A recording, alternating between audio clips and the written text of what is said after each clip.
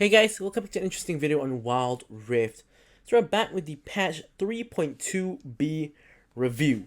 So this one, of course, like patch 3.2a, also had the sort of preview leaked on the Wild Rift Twitter account. So a lot of the changes here we already were aware of, but of course there are some that we aren't as well. So the most important part about it is that the patch will last all the way until the 29th of June. Now this is because there will be the Icons series, which is the first global tournament that Wild Rift will be having. So because of that, the pro players need to play on one consistent patch. So of course, there's not going to be a patch for a while. So not the first time this has happened, but yeah.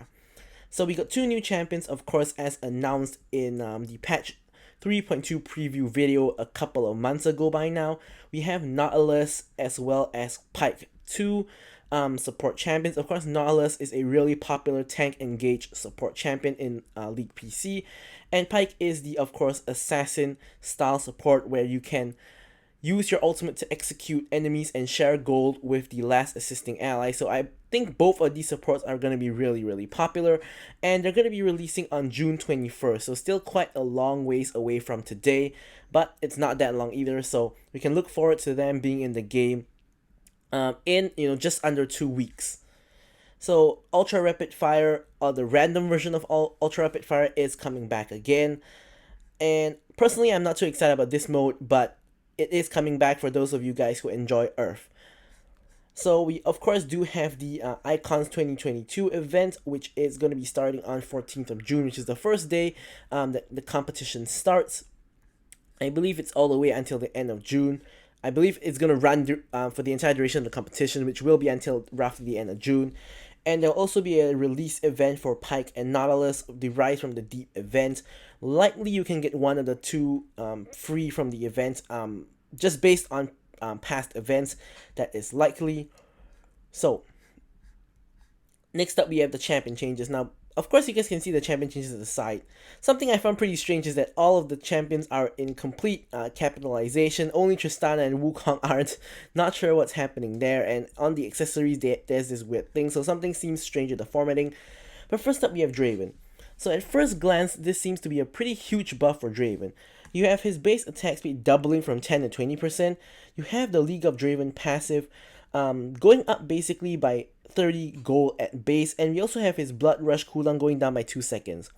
But actually, I think it is a pretty good buff, but it's not as huge as it appears. So the attack speed doubling is obviously the most significant buff, because at base level, like level 1, he's going to be attacking doubly fast, and of course that means more DPS, more damage, and easier for Draven to start his snowball. So League of Draven stacks, the 4 times stack still stays the same. They're not going to change it to 5 or anything, or 4.5. So 30 gold extra in the early game does make a little bit of a difference, but overall 30 gold is not going to make a huge load of difference. That's just about 1 minion's worth of gold. So honestly, I think this is nearly negligible. Blood Rush cooldown 12 seconds to 10 seconds. Now, I honestly think this is actually negligible, because if you're a good, competent, or even alright Draven player, you would always be catching your access to reset the cooldown of Blood Rush anyway. So really, the cooldown on Blood Rush, it doesn't matter if it's 20 seconds or it's 10 seconds. Most of the time, you wouldn't really have to care about that cooldown anyway. So this is, of course, a good buff for Draven, but I don't actually really think it matters. I think the one that matters is this one. But this is still a pretty huge buff. So we have to see if Draven gets, a whole lot stronger or anything like that. So next up, we have Evelynn. Evelynn has always had a strong presence in the jungle, which I agree with. In higher levels of play, I don't quite agree with. I thought she was a lot more popular at lower levels of play, but either way, she's getting a nerf. Of course, we do know that with the control ward, that's already an indirect nerf to Evelynn, but Evelynn is still really popular and, of course, can still carry games. And in my opinion, that's particularly in lower elo, not higher elo, but apparently Riot's stats say otherwise. So her movement speed is going down by 10. Of course, hitting the movement speed is kind of an unusual nerf for Riot to give. Normally, they hit people in terms of their health, which they did, but normally it's like health, damage, cooldowns. I rarely see movement speed nerf, but here she got a 10 base movement speed nerf, so a little bit slower rotations all around. Don't think it will affect her too much, but of course it will to a certain extent. Base health going down by 80. Of course, they do like the numbers 40 and 80, so that's a pretty chunky nerf to the base health, and this will really hurt her first jungle clear because her first jungle clear already isn't the most healthy, so it's gonna hurt her first jungle clear by quite a bit. And her health per level is going down by 10, so at the end of the day, she will have max health. Oh, it's actually going up, sorry. So it's going up by 10, so at max level you're going to get slightly higher health compared to last time, so that's kind of in compensation for the base health nerf. But I think the base health nerf is way more impactful because it really affects her first clear, which could, affect everything. So the only other nerf they gave her is the allure, the charm slash slow duration is going down by 0.25 seconds at all ranks. I don't think this is going to be too impactful because by the time you charm someone, you probably can get off a full combo before they get out of the charm anyways. But of course, overall, it's a decent number of small nerfs to Evelynn that can overall hurt her quite a bit. But of course, as usual, we'll have to see. Next up, Irelia, of course, who has been running rampant in not only mid but also jungle and top for quite a long time. They are nerfing the base damage on her Flawless Duet, which is her E, by 20 at all ranks, as well as the Vanguard's Edge. Her ultimate slow duration is going from 1.5 seconds to 1. Now, honestly, I feel that the main problem with Irelia is how low the cooldown of her Q is. So even if you fail the reset, you can very easily still maintain your passive stacks and eventually get up to full stacks even if you don't reset your Q, which you are supposed to be doing. So that kind of takes away the skill from Irelia. So I think they really need to either nerf the cooldown on her Q, or nerf the damage on her fully stacked passive, because it's way too easy to get a fully stacked passive with such a low Q cooldown, and when you get there you auto attack people and it hurts a ton. So I think one of those two places have to be targeted, although I do think that of course the base damage on E as well as the slow duration on R will actually help out in terms of reducing her power level, but I think that isn't really hitting the main problem basically. So next up we got Lulu. So Lulu has been really good, of course, because now lethal tempo ADCs are really strong at the moment. So enchanter supports like Lulu and Yumi are going to be a lot stronger. So they're reducing her movement speed, the base of her movement speed on her W by 10% from 30 to 20. Now this is actually pretty sizable because of course the movement speed is really helpful for your ADC to chase down or to run away. So nerfing the movement speed by a third is pretty impactful, and that will of course affect Lulu's supportive capabilities by quite a bit. And the ultimate also getting a 50 health nerf at all ranks, so a little bit less survivability for the person you ult. So yeah, I think this is completely warranted. Lulu is pretty strong, but I do think this will affect Lulu's supportive capabilities quite a bit. Next up, we got Master Yi, who of course did take a couple of nerfs. So they are increasing Alpha Strike's bonus damage to monsters by a little bit, about 15 at all ranks. This of course will basically help his jungle clear. I think this is a pretty alright change. They don't affect his damage to champion, so he's not going to be like super duper OP again, but they do give him a little bit better of a jungle clear, which I think is warranted because his jungle clear was pretty bad after his Q got nerfed like 2 times in a row. Now Morgana, they're basically trying to shove her into the support position, reducing the cooldown on the Dark Binding by 1 second. Not gonna matter too much. Black Shield is getting higher base numbers at higher ranks and getting less AP scaling. So yet again, more to do with support. So indirectly, jungle and mid Morgana kind of getting nerfed, but support Morgana getting buffed like basically every patch at this point. Alright, next up, Tristana. Her attack damage per level going from 3.6 to 4.55. Now, I think Tristana is in an alright spot at the moment. She's not too strong, but not completely weak either. But in terms of compared with other ADCs, she is, of course, on the lower end. So I think that this buff will be pretty good for her. She might end up being really, really strong, because if you can snowball at the current moment already, she is already very strong. So this increased AD per level, which is actually only more or less 1 AD per level. So at max level, it's only another 14 AD. I think it's, of course, going to help her quite a bit. Now, Wukong probably getting the most significant buffs out of everybody.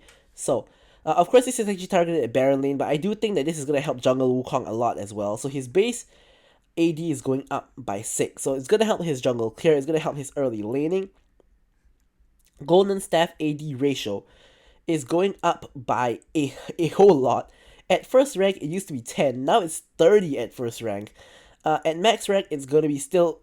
it's going to only be a slight increase, but look at the early ranks. It used to be 10, 20, 30, 40. Now it's 30, 35, 40, 45. Especially at first rank, just look at like the difference between what it was and what it is now. Like, that's a huge buff. It's gonna help his jungle clear as well, because you do build AD, like you built like Black Cleaver at the start, so you do build AD. You're gonna have a better jungle clear, and also in lane, you're gonna of course do a lot more damage with your Q. So Wukong getting the most huge buff out of everybody this patch. Cyclone, secondary cast cooldown going from 3.6 to 3 seconds, so you can cast the second cast of your ult sooner, although the range is going down slightly, which is a mini nerf. But instead of gaining 30% movement speed over time, you instantly gain 20% movement speed, so that's going to help you get into position to use your Cyclone better. So overall, this is overall just a huge buff. Of course, they had to compensate a little bit for these changes, but I think that's perfectly warranted. I think Wukong, I already think Wukong is like S tier for jungle and also for top, so I don't know if this will push him to S plus or what, but I did think that this is a really huge buff for Wukong. Now Xayah, apparently she's been on the weaker side. I disagree. I think she's really strong now, but the damage recall per feather is actually going up by 5 at all ranks, so it's only gonna make Xayah better, which of course I do like as a Xayah player, but I don't actually think she needed this buff. I don't think she needed any adjustments actually. And next up, finally we have Yuumi. So Yuumi's Bob and Block cooldown is going up by 2 seconds at base rank, and at max rank it's going up by 0.5 seconds, so kind of scaling in terms of the changes. Basically this is reverting a old buff they gave her like maybe I think 2 patches ago or so, where they actually reduced the cooldown of her passive to make her stronger, but now I guess they realize that she's way too strong because of the lethal tempo ADCs, and yeah, the previous buff we gave her, yep, correct. So they did actually revert that previous buff in terms of the cooldown on her passive. So I think Yuumi really needed this nerf. She's really strong at the moment, especially if you're duo. So I think this is really good.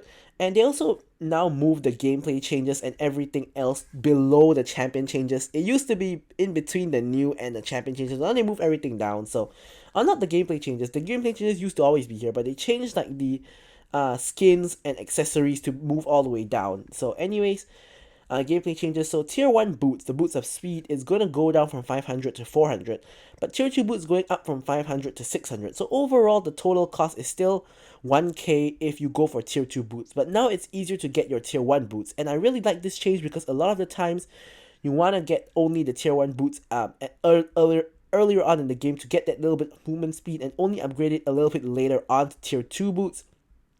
So overall, I do think that this is a really good adjustment, because overall the price is still the same. It's just rebalancing a little bit in terms of getting tier 1 boots sooner or easier. So I think it's a really good change. Now Electrocute, still underwhelming performance. That's because Electrocute doesn't actually scale, and most of the time if you can have a better rune than Electrocute, like if you can take like Conqueror, Lethal Tempo, or something like that viably, you wouldn't take Electrocute, but Electrocute damage going up by 5 at every single rank. With this, of course, scales with level. Now, Keystone Font of Life, apparently it's providing too much healing for how non-committal it is. I mean, that is true, but who actually takes Font of Life anymore? The only champion I know that takes Font of Life is Braum. Like, every other champion who can take Font of Life, like Soraka, Nami, or Sona, would normally take Airy instead, because Font of Life is already very weak actually. So the cooldown apparently is going up by 2 seconds for melees and 3 seconds for ranged. I don't think this nerf was needed at all. I think Font of Life is already so weak and no one really takes it anyway, so if no one really takes it, I guess the nerf doesn't really matter, right? But yeah, so next up we have Bone Plating. So Bone Plating cooldown is going down by 5 seconds, and the damage reduction is actually going up by 5 as well. So Bone Plating gradually getting nerfed. It used to, buffed, sorry. It used to be 45 seconds, then it reduced it to 35, now it's 30, and also reducing the damage reduction. I feel like this is because a lot of other runes like Nullifying or Enhancer Titan sort of is better than Bone Plating now, so they need to make Bone Plating a little bit more competitive for people to actually take, because like bone plating is the most obvious rune you can see in the match because of how visual it is, and I really don't see bone plating being taken so much anymore nowadays with the Hunter Titan and with the Nullifying Orb especially. So I do think that this is a pretty good change to bone plating because they need to make it more viable. All right, now, all right, I don't know if you can hear my phone ringing in the background, but just ignore that. So here we have jungle changes. We got the red and blue buff getting a 200 base health nerf. Now, of course, after the previous changes to the jungle in terms of the, like their armor and health, they are really tanky and pretty hard to kill. So a lot of champions jungle clears have got impacted quite a bit. So this is gonna make it easier to clear. And also on Smite, health regeneration when damaging jungle monsters is going up from 30 per 5 seconds to 40 per 5 seconds. This is also going to help people's jungle clear because a lot of champions now go to about a quarter health when they clear their first buff if they do it without a leash. So you really are going to need that health regeneration when you're damaging monsters. So yeah, I think these changes are pretty warranted because of how hard it is to clear the jungle now, so I think these are really good. Now, skins, we got Resistance, Cat, and Misfortune, Forsaken Jace, Astro Nautilus, and Sandwraith Pyke. Really cool that they're releasing Astro Nautilus as his release skin, because that's one of Nautilus's most popular skins.